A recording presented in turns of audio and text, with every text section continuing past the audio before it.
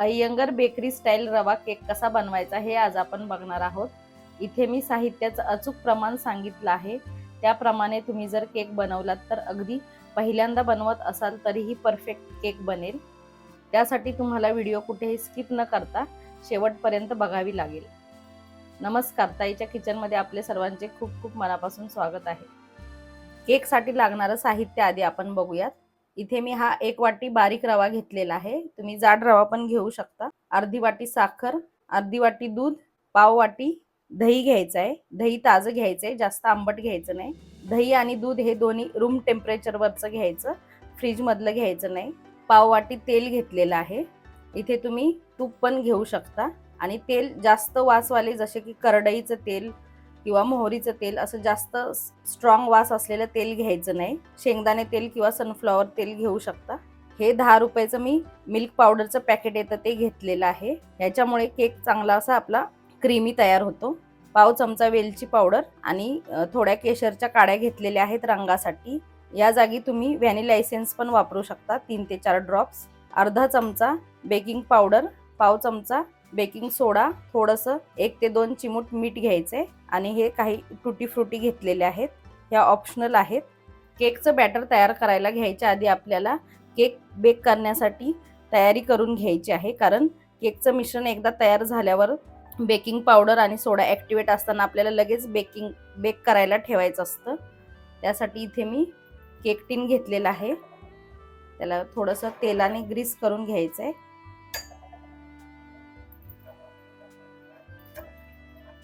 आणि माझ्याकडे इथे आता बटर पेपर नाहीये, म्हणून मी इथे तेल लावल्यावर मैदा असा भुरभुरून घेणार आहे। तुमच्याकडे जर बटर पेपर असेल तर तुम्ही बटर पेपर लावून वरच्या बाजूनी आणि खालच्या साईडने तेल लावून घेऊ शकता।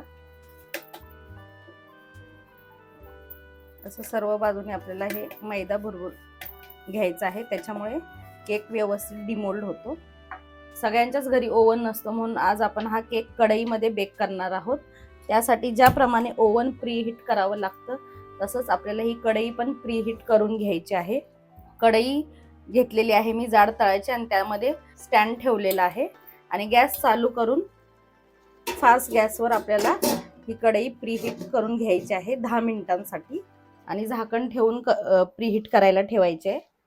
कढई आपली प्रीहीट होते तोपर्यंत आपण केकचं बॅटर तयार करून घेऊयात। त्यासाठी इथे एक मोठं मिक्सरचं भांडं घ्यायचं आहे आणि त्यात आधी आपल्याला कोरडे जिन्नस फिरवून घ्यायचे आहेत। रवा, साखर, मिल्क पावडर, केशर आणि वेलची पूड आणि मीठ हे आधी आपण मिक्सरला फिरवून घेऊयात। कोरडे जिन्नस मी मिक्सरला फिरवून घेतलेले आहेत। खूप एकदम फाईन पावडर नाही करायची, थोडंसं एकदम रवाळ ठेवायचं आहे। आता यात आपण बाकीचे जिन्नस ॲड करूयात। दूध थोडंसं मी शिल्लक ठेवते, आपल्याला कन्सिस्टन्सी चेक करून परत आपण ॲड करू शकतो। तेल, दही, बेकिंग पावडर, बेकिंग सोडा। आता आपण हे मिक्सरमधून फिरवून घेऊयात।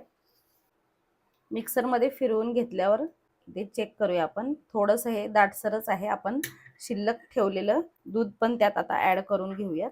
हे बॅटर आपल्याला खूप जास्त घट्ट पण करायचं नाही, खूप जास्त पातळ पण ठेवायचं नाहीये। शिल्लक राहिलेलं दूध घालून पण हे बॅटर मी फिरवून घेतलं, तुम्ही इथे बघू शकता।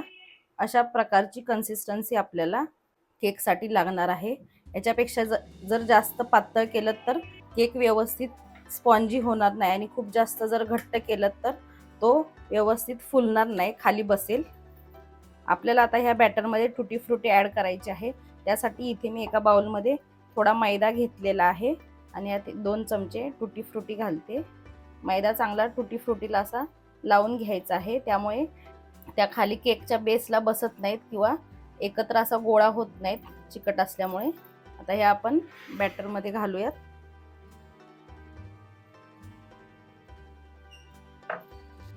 आणि मिक्स करून घेऊया।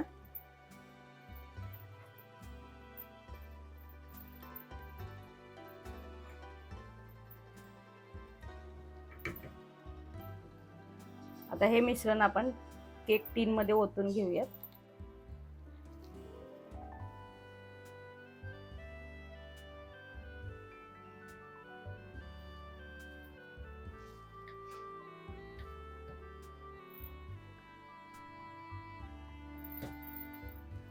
मिश्रण टिनमध्ये ओतून घेतल्यावर थोडंसं टॅप करून घ्यायचं आहे, कारण त्यात हवा भरलेली असते.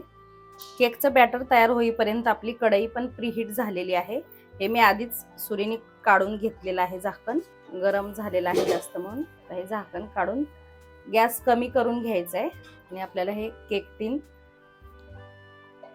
ह्या स्टँडवर ठेवायचं आहे. वरून थोडीशी टुटी फ्रुटी घालूयात. गॅस आता आपल्याला कमी करायचा आहे.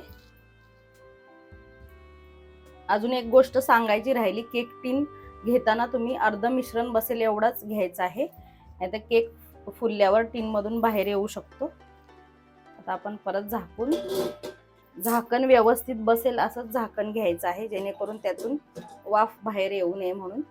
कढईवर झाकण ठेवून 35 ते 40 मिनिटं हा केक आपल्याला मंद गॅसवर बेक करून घ्यायचा आहे. मध्ये अजिबात झाकण उघडून बघायचं नाहीये. कढईवर मी आधी जे झाकण ठेवलं होतं ताट, त्याच्यातून उष्णता बाहेर जात होती, त्यामुळे मी हे झाकण चेंज करून घेतलेलं आहे. केक बेक करायला ठेवून 50 मिनिटं झालेली आहेत. आता आपण केक चेक करूया. 35 मिनिटं झाल्यानंतर मी केक चेक केला होता. केक झाला नव्हता म्हणून मी परत 15 मिनिटं बेक करून घेतला. आपल्या कढईच्या जाडीनुसार आणि गॅसच्या फ्लेमनुसार 10-15 मिनिटं कमी जास्त लागू शकतात. आपला केक चांगला असा बेक झालेला आहे, तुम्ही इथे बघू शकता. आता आपण हा केक थंड करून घेऊयात. केक आपला रूम टेम्परेचरवर गार झालेला आहे. आता याच्या आपण कडा मोकळ्या करून घेऊयात. गरम असताना केक अजिबात डिमोल्ड करायचा नाही, नाहीतर तो खराब होऊ शकतो. रूम टेम्परेचरवर येऊन द्यायचा आहे, तेव्हाच तो डिमोल्ड करायचा. कडा मोकळ्या करून झाल्या होता अशा प्रकारे मध्ये काढून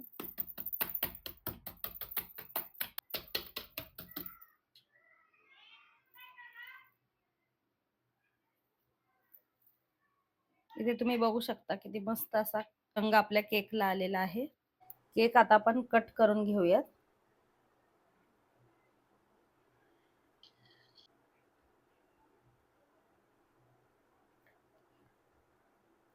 केक बनवताना साहित्याचं प्रमाण फार महत्वाचं आहे. साहित्य घेताना एकाच साईजच्या वाटीने मोजून घ्यायचं आहे, म्हणजे केक आपला बिघडत नाही.